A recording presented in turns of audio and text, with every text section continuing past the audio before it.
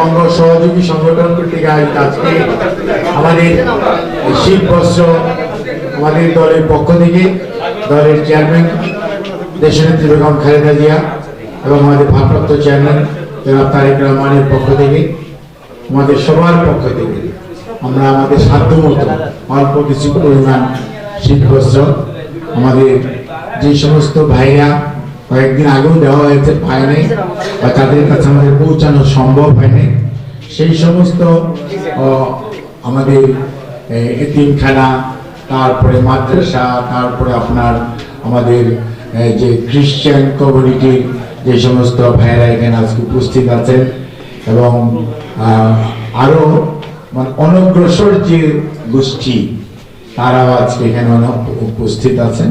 কাজে আপনাদের মাঝে দলের পক্ষ থেকে আমাদের যে আয়োজন, তরিকুল ভাই আছে, ইকবাল আছে, আমাদের ফদের চেয়ারম্যান বা আনু বা ও ভাই, তারপরে কারি ভাই, তারপরে আরো আমাদের এই যে উত্তমরা আছে এবং রাজা আছে, আর হচ্ছে বিএনপি ভাইস চেয়ারম্যান প্রেসিডেন্টরা আছেন, যুগ্ম সম্পাদকরা আছেন, সম্পাদক মন্ডলীর সদস্যরা আছেন, ছাত্রদল, যুবদল, স্বেচ্ছাসেবক দল, শ্রমিক দল, মহিলা দল, কৃষক দলের সম্মানিত নেতৃবৃন্দ আছেন।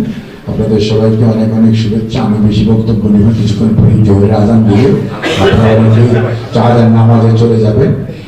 আমাদের কথা হচ্ছে বিএনপি আপনাদের পাশে থাকতে চায়, বিএনপি আপনাদেরকে সাথে নিয়ে কাজ করতে চায়, বিএনপি সবসময় জনগণের কাছে থাকতে চায় এবং সেজন্যই আমরা বারবার আপনাদেরকে কষ্ট দিয়ে আপনাদের কাছে আসি। আমরাও চাবো আপনারা আপনাদের অন্তর থেকে বাংলাদেশ জাতীয়তাবাদী দলের পক্ষে আপনারা সমর্থন করবেন এবং দল যখন আপনাদেরকে আহ্বান জানাবে তাদের পাশে দাঁড়াবেন। আমাদের যে ৩১ দফা কর্মসূচি যেটি বাস্তবায়ন করলে সকলের মঙ্গল হবে, দেশের মঙ্গল হবে, জনগণের উন্নয়ন হবে, দেশের উন্নয়ন হবে, জনগণের ভাগ্য উন্নয়ন হবে। কাজেই সেই লক্ষ্যে আমরা সবাই আপনাদের সহযোগিতা চাই এবং সেজন্যই আমরা আপনাদেরকে আমন্ত্রণ জানিয়েছি। আপনারা আমাদের আমন্ত্রণ গ্রহণ করে উপস্থিত হয়েছেন। আমি দলের পক্ষ থেকে, আমার নিজের পক্ষ থেকে কৃতজ্ঞতা জানাই, ধন্যবাদ জানাই। আর আপনারা যে যেই ধর্মেরই আছেন, দেশনেত্রী বেগম খালেদা জিয়া ইনশাআল্লাহ আগামী কয়েকদিনের মধ্যেই দেশের বাইরে ওনার আরো চিকিৎসা চলছে দেশে, কিন্তু আর কিছু কিছু চিকিৎসা আছে যেটা বাংলাদেশে করা সম্ভব হচ্ছে না, সেই জন্য ওনাকে ইনশাআল্লাহ দেশের বাইরে নিয়ে যাওয়া হবে এবং লন্ডন যাবেন উনি।